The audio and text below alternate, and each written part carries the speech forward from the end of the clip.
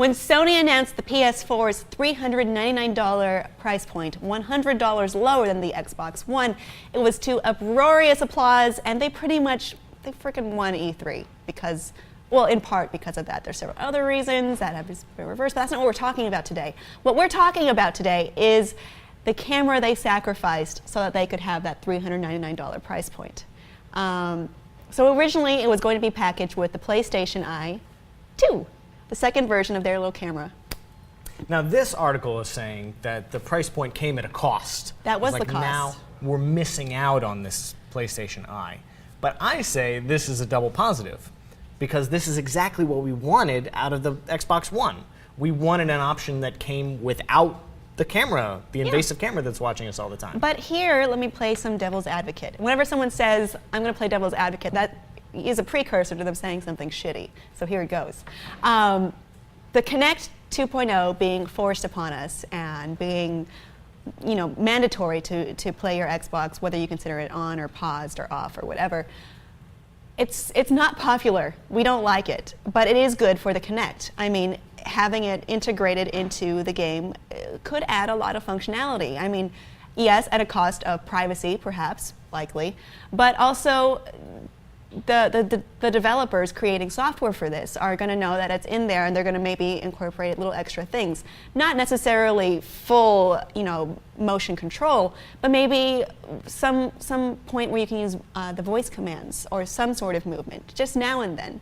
And that's not going to be worked upon with the PlayStation Eye 2, which will likely be for sale for $59.99, still cheaper, by the way, than the $100. The $100 more.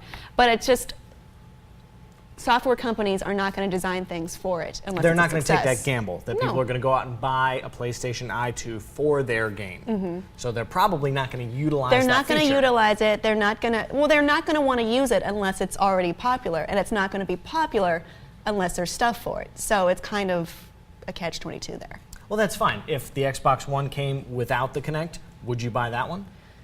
Would you be more likely to buy that one? If I wasn't forced to use the Kinect, I mean, maybe. There's a few other factors in play there as to why I might choose the PlayStation 4 over the Xbox.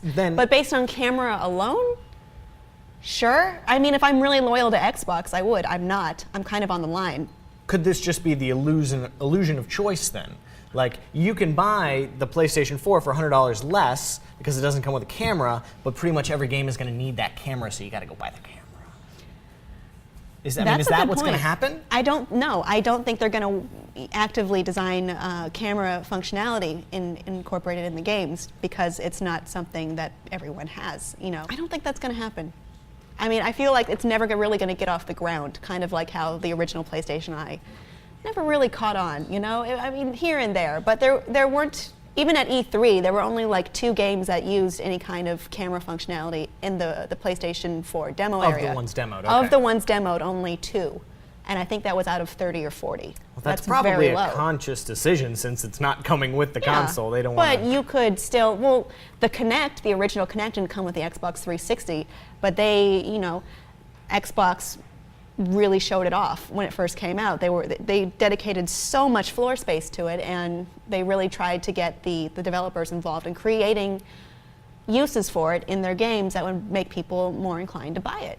I'm curious as to if any Kinect-based games or PlayStation Move-based games or PlayStation 2 Eye-based games sold as many units as their contemporaries that didn't require those peripherals. I don't know. I can't think of any must-have game that needed something like that. But at first I feel like we were all really on board with motion gaming, and then a big subset of gamers thought... Well, the Wii was so successful with its motion controls. But then later we were just like, maybe this isn't something that's essential to my gaming experience. I'm feeling like a star, you can't stop my shine. I'm flying cloud 9, my head's in the sky. I'm solo, I'm riding solo, I'm riding solo, I'm riding solo, solo. Yeah, I'm feeling good tonight. Finally doing me and it feels so right. Oh.